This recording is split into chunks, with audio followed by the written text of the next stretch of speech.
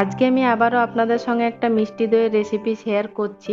তবে আজকের রেসিপিটা একটু অন্যরকম। আজকে আমি আপনাদের সঙ্গে একটা রিকোয়েস্টেড রেসিপি শেয়ার করছি। এই দইটা আমি তৈরি করেছি পাউডার মিল্ক দিয়ে বা গুঁড়ো দুধ দিয়ে। খুবই সিম্পল এবং সহজ উপায়ে, আশা করছি আপনারা সবাই তৈরি করতে পারবেন এবং এই রেসিপিটা আপনাদের অবশ্যই ভালো লাগবে। প্রথমে আমি চিনির ক্যারামেলটা তৈরি করে নেব। তা একটা কড়াইয়ের মধ্যে আমি অ্যাড করছি 1/3 কাপ চিনি বা 80 গ্রাম চিনি। এবার এর মধ্যে দিচ্ছি 1 টেবিল স্পুন জল। মিষ্টিটা আপনারা অবশ্যই নিজেদের স্বাদ মতো অ্যাড করবেন। জাস্ট এটাকে একবার আমি নেড়ে নিচ্ছি এবং এই অবস্থায় আমি গ্যাসের ফ্লেমটা হাই ফ্লেমে রাখছি।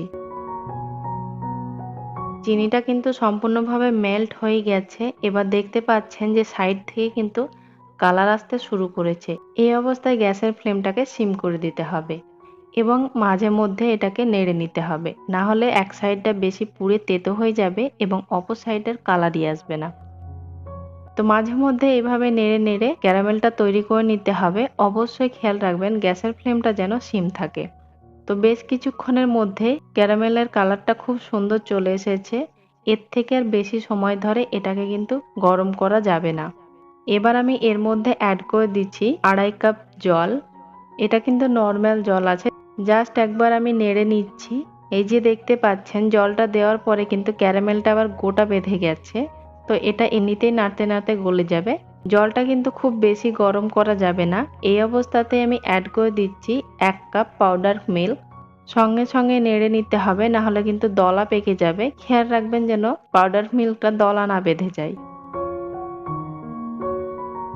ক্যারামেলটা যখন সম্পূর্ণভাবে মেল্ট হয়ে যাবে তখন দুধের কালারটা কিন্তু চেঞ্জ হয়ে যাবে এবং দুধটা কিন্তু বেশ পাতলা হয়ে যাবে। যেহেতু আমি এখানে মিষ্টির জন্য চিনি ইউজ করছি, তো চিনি থেকে কিন্তু জল বের হবে। তো সেই জলটাকে কিন্তু আবার কমিয়ে নিতে হবে। তো বেশ কিছুক্ষণ পর দেখতে পাচ্ছেন দুধের পরিমাণটা কিন্তু কমে এসেছে। খুব বেশিক্ষণ সময় ধরে ফোটানোর দরকার নেই, জাস্ট এটা 5 মিনিট মতো ফুটিয়ে নিলেই হয়ে যাবে। এবার এই দুধটাকে মাঝে মধ্যে নেড়ে চেড়ে ঠান্ডা করে নিতে হবে। দুধটা যখন প্রায় ঠান্ডা হয়ে আসবে একবার চেক করে নিচ্ছি এটা পারফেক্ট টেম্পারেচার আছে কিনা।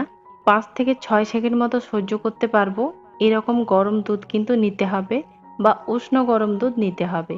এবার আমি এর মধ্যে অ্যাড করে দিচ্ছি 1/4 কাপ থিক টক দই। মিষ্টি দই হলে পরিমাণটা একটু বেশি নেবেন এবং অবশ্যই কিন্তু থিক দই ইউজ করবেন। এক্সট্রা যদি জল থাকে দইয়ের মধ্যে অবশ্যই কিন্তু 30 মিনিট আগে জলটাকে ঝরিয়ে নেবেন। যদি আপনি মিষ্টি দইটা পাউডার মিল্ক দিয়ে তৈরি করতে না চাইছেন, সেক্ষেত্রে এই চ্যানেলে আরও অনেক দইয়ের রেসিপি আছে। চাইলে আপনি সেগুলো একবার দেখে নিতে পারেন। সবগুলোরই লিঙ্ক ডেসক্রিপশন বক্সে দেওয়া আছে।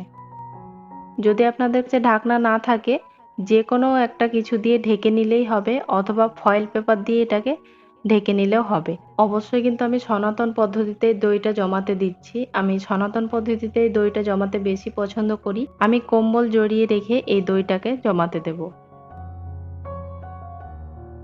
যেহেতু এখন প্রচণ্ড গরম পড়েছে, তো এই দইটা জমতে খুব একটা বেশি সময় লাগেনি। প্রায় 8 ঘন্টা মতো লেগেছিল। তারপরে আমি এটাকে ফ্রিজে 2 ঘন্টার জন্য রেখে দিয়েছিলাম, যেহেতু আমার হাতে সময় ছিল। যদি হাতে সময় একেবারে কম থাকে সেক্ষেত্রে 30 মিনিটের জন্য ডিপ ফ্রিজে রেখে দিতে পারেন। এবং অবশ্যই আমি আপনাদের দইটা একবার কেটে দেখাচ্ছি।